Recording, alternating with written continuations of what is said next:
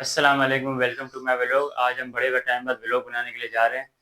तो असल में हमें टाइम भी नहीं मिल पा रहा था, तो हमने सोचा कि कुर्बानी के हवाले से व्लॉग वगैरह बनाएं, बाहर जाके चेक करें कि जानवर किस तरह के हैं, कैसे हैं, क्या है। तो आज का हमारा व्लॉग कुर्बानी के हवाले से।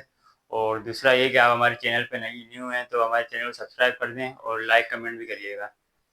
और सब्सक्राइब कर देंगे, अब अगली आने वाली वीडियो आपको नोटिफिकेशन आपको आ जाएगा।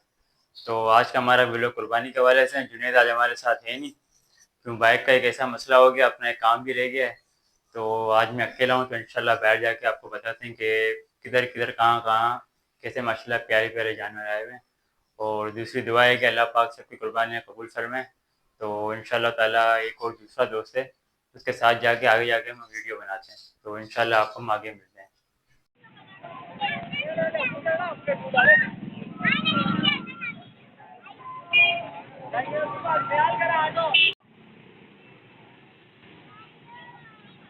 चलो बन गए।